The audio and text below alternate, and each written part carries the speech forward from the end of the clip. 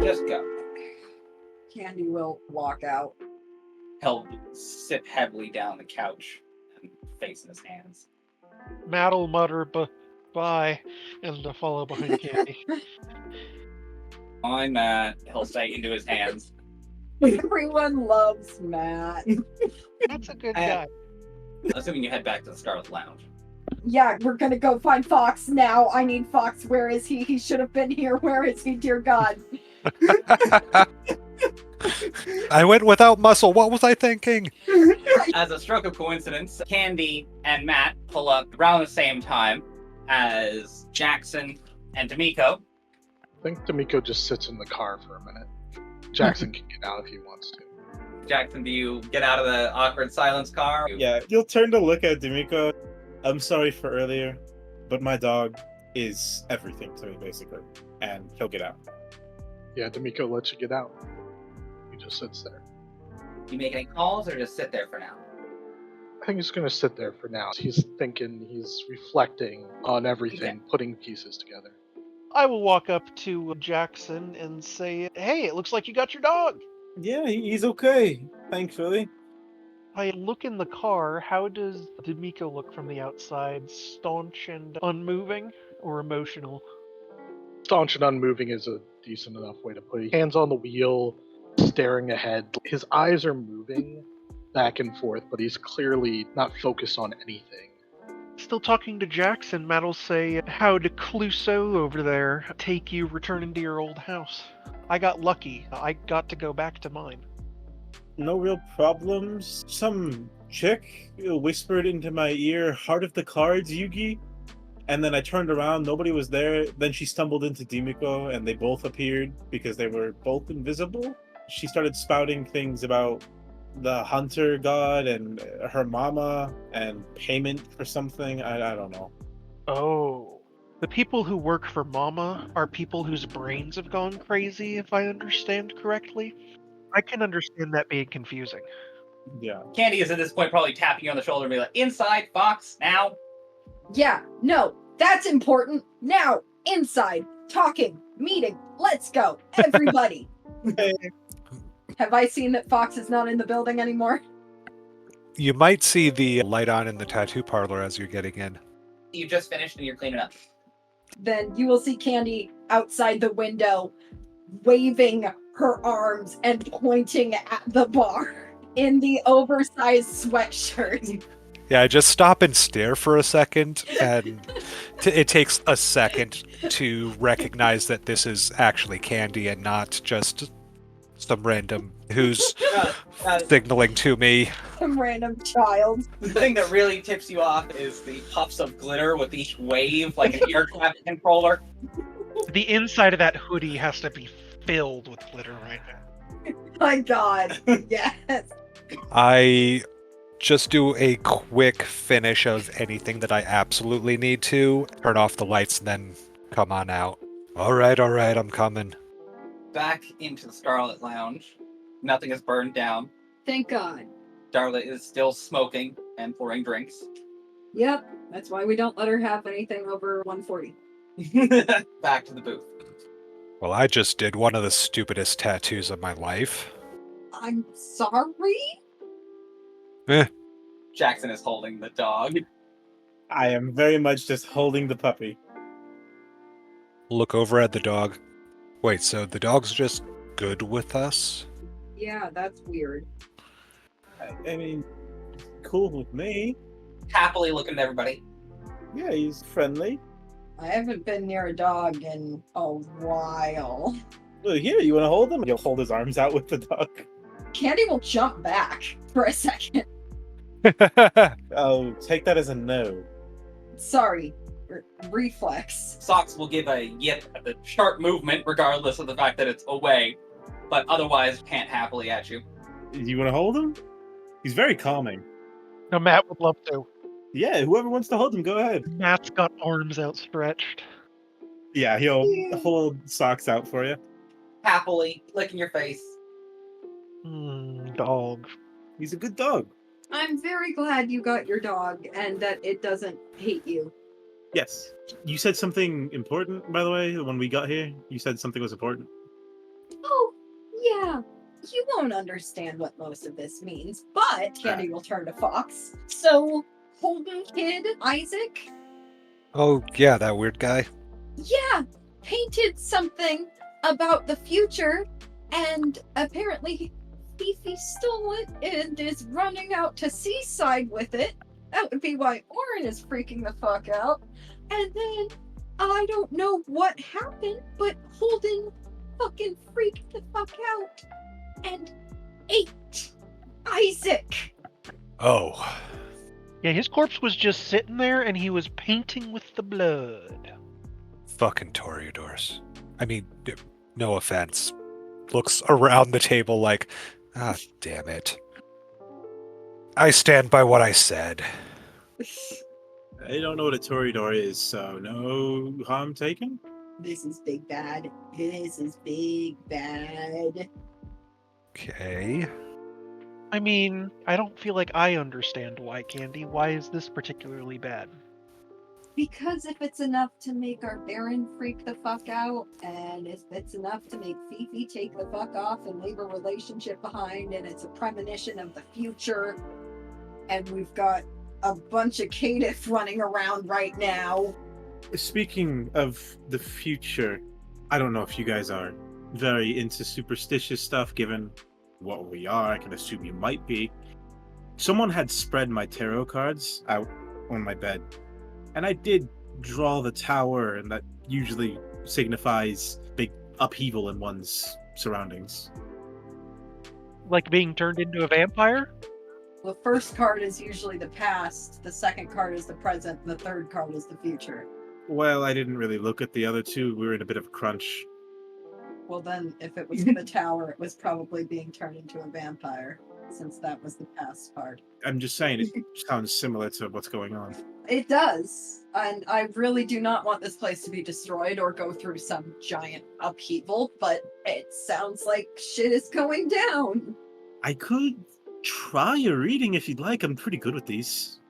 Was there any sign as to who set it up? We think it was the crazy lady that also was a kindred, but at the same time, we don't know because, I mean, my apartment was locked. It sounded like one of Mama's. Oh. Did you touch her? Dimico did. What? He grabbed her because she whispered into my ear and I freaked out because they were invisible. And they talked something about a payment and a hunting god and that she'd accept payment to stay quiet. And then she talked to him later about it. I don't know. Hunting god, Artemis. What did she say about the hunting god? I think Dimico is going to come inside after you've had this much of the conversation. Point over at him as he sees him all speak of the man himself, and he shall arrive. Oh, wonderful. There was a crazy kindred that you ran into? Yes, Dimico slides into the booth and says, pretty sure she was a Mal. Yeah, that's what I'm guessing. She was waiting in the hallway outside the apartment, obfuscated. I clocked her on coming inside, and she followed Jackson inside. She didn't seem to notice that I noticed her, so I waited, followed her inside. She leaned into Jackson, didn't seem to want to hurt him, but she whispered something. Part of the cards, Yugi, and then I turned around and everything else happened. I don't know what that means. I think it's a card game. Why would you reference cards if it's not a card game? That is a logical conclusion to make. But Yu-Gi-Oh! At this point, Doesn't exist. the manga started in Shonen Jump a year prior, but the anime has not started yet. Widely unknown outside Japan, mostly, or shonen readers. She seemed playful, but you can't be sure. No offense to Malkavian. She called me Pink Panther, and to beware the goddess of the hunt. Great, Artemis. Matt has to stifle a laughing snort when you mention Pink Panther. Yes. Do you know who the Artemis that she's referring to is? Oh yeah, absolutely. I don't have a doubt in my mind. Why she called you a detective, however, is more concerning. Or a diamond? I mean, look at him.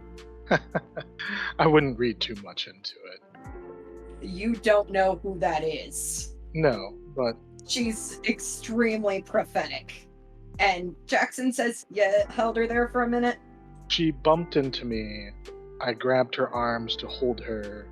She asked to be let go, and I decided to let her go.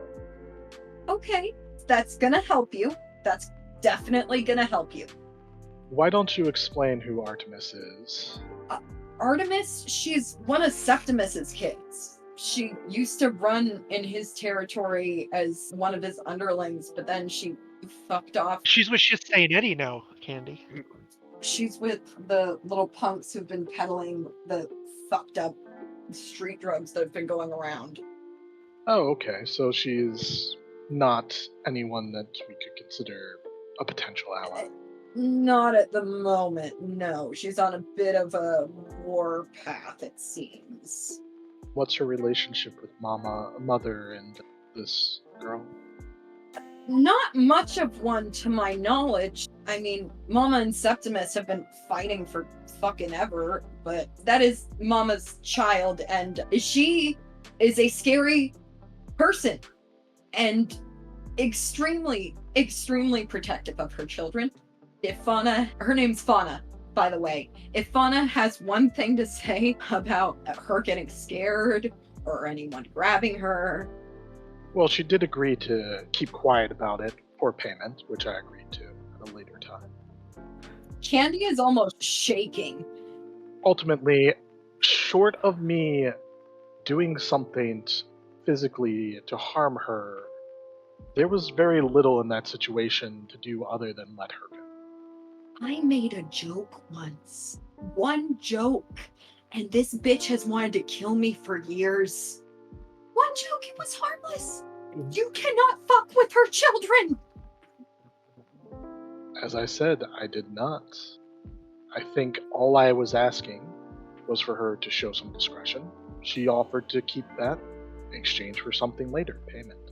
A favor. Which is reasonable since it's a short-term thing that she'll be doing, keeping quiet about this. I have no doubt that it will be eventually talked about. In any case, that went as well as we could. No involvement with the cam. This Artemis, though, that intrigues me. Is she currently in Oren's territory with this gang of vampire drug peddlers? Yeah, last we saw she was over at Shit Stain Eddie's. She walked in with another kindred. Yeah. The Zamisi guy, right? Like, he's dead, isn't he? Yeah, I can't even look at Fox. Yeah, he's dead. Fox doesn't quite blush, but yeah. Although they were calling a few people Micah, so... Oh, that might be why she's so mad at. Yeah, you know, feuds and stuff, they get messy and other people get involved in proximity. Is she your enemy, then? Probably now. We hadn't really thought about it. In retrospect, we've probably made several enemies that we have not formally listed. You should keep better track of them. I feel they could come back to bite you. Literally. Like a grudge book. Yes, a grudge book might be good. Well, there is a lot, okay? I go and get like a waitress order pad. Just start scribbling down. I start scribbling down names. Rick Berman, Artemis. I misspell Sabat. But Syra specifically. That's probably a good thing. Yeah. Mama, in parentheses, stay away from her children. Underline 3 times. On the other side of the aisle, she's more commonly known as the Mad Ventru, who gathers all of the Malkavians on the east side under her one roof to put on plays for her. I'll be honest, she was in Cam territory at the time. As much as I don't want anything to have happened to her, she was taking quite a risk going there herself. That Mama couldn't protect her if, say, the Cam came down on her. They don't fuck with her children most of the time. I thought you said Septimus and her were feuding. Oh no, they did. The Cam killed one or two of Mama's kids at some point, or maybe her kids' kids. And then there was a fire. There was a really, really bad fire that Mama had set at an art gallery with a bunch of people inside. 18 people died, and that's not including the kindred. That sounds about how these things escalate. So they haven't killed any of the kids since then. Not to my knowledge, anyway. Makes sense. Thankfully, no harm was done. Everything seems handled for the moment, at least. That's good. Did she ask where you were going to meet for later payment? No, she's a Malkavian with prophetic abilities. I didn't assume I'd need to tell her anything. I'm just hoping she doesn't come here. Candy will stare off into the distance. That does bring up a matter. I'm happy to stay here for another night, but we should probably look into getting space of our own. We probably shouldn't be putting Fox out of his room every night. I agree. Do you have any suggestions for property nearby that might meet the needs? I can think of a few things, but it would most definitely be easier to have A, either Oren's approval, or B, make him happy enough that he just gets y'all your own place. It wouldn't be too difficult. You just need some form of favor from him, or from someone relatively high up in the area. Then that just brings us to tomorrow night, finding out what he wants from the ghoul, what needs to be done specifically. Yeah. Oh, Fox, what was the stupid tattoo?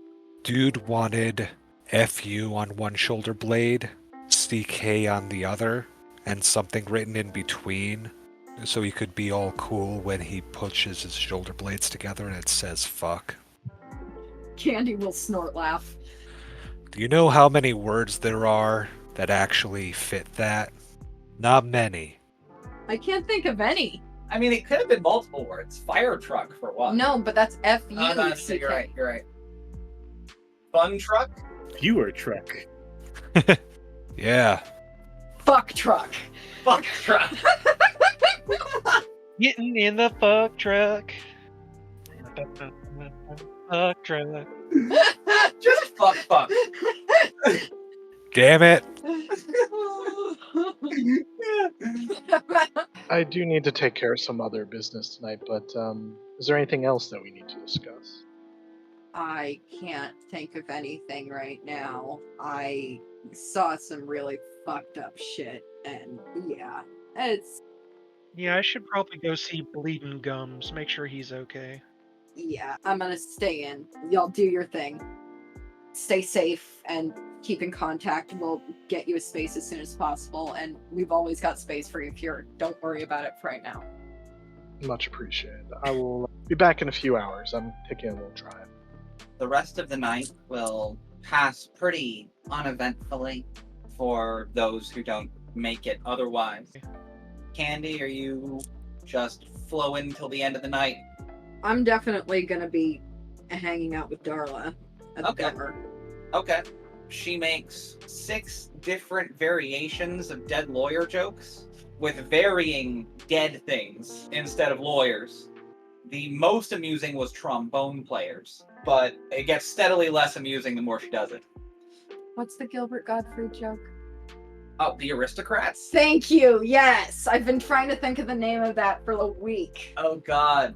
Oh Yeah. The god, Gilbert yeah. God- She will spend the next 45 minutes doing her best Gilbert Gottfried impression and the worst rendition of the aristocrats you have ever heard. Candy is dying, doubled over. Candy can't breathe anyway, but she cannot breathe. Matt, you're going to Bleeding Gums. It is about 2 a.m. Aw, Bleeding Gums is probably bedding down for the night, yeah. He has been known to be a bit of a night owl, mostly on weekends when he thinks he can bust. But he's getting up there in the years, so he doesn't stay out quite as late as he used to. You gotta catch him the first half of the night.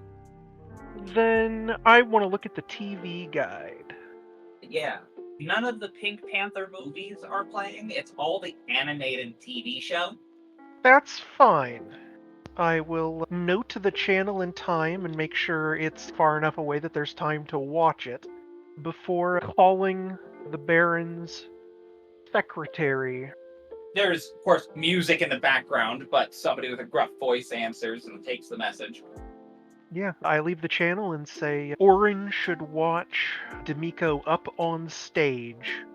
Even Mama's children know. That's the message. Are you intending for this to be prophetic in nature, or just a message? I think Yeah. I can wiggle my wavy brain. This is not necessarily something that Matt is doing conscious. He sent him a coded message, and you don't even know what it is. 2 a.m., all the bars are closing. Heck, this club is about to close. It's actually about 2:20. Darla should have closed the bar about 20 minutes ago. Oh god damn it! I'm helping her close. Ah, I'm calling last call literally right fucking now. it just now occurs to you that's why she was doing the aristocrats joke for so long. Oh my fucking god, Darla, you bitch! She laughs so hard. Oh. Candy will giggle. Jackson, what are you up to for the rest of the evening? I'm gonna take back Socks, and I'm gonna go up to Fox's room.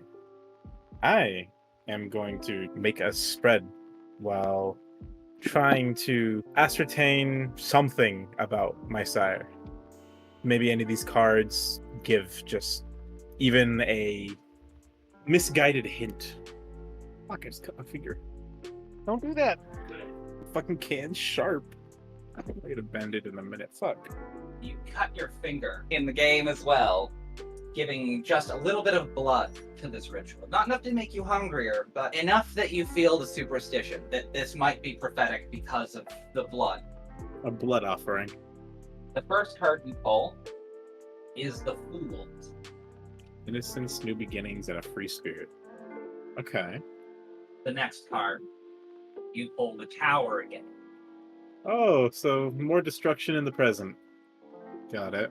Sudden upheaval, broken pride, and disaster. The third one, and you feel for some reason that it should be the last, is the Hanged Man. The Hanged Man. Release our matredom. Huh. The Hanged Man could also be a change in perspective. Innocence, disaster, and then sacrifice. Yeah, he'll just spend the time in the room contemplating what it means. Miko, you're out driving. Dimico is headed back to his old haven to get a couple things, some cash, some tools that he might need, and a particular obsidian object Yes. that he needs.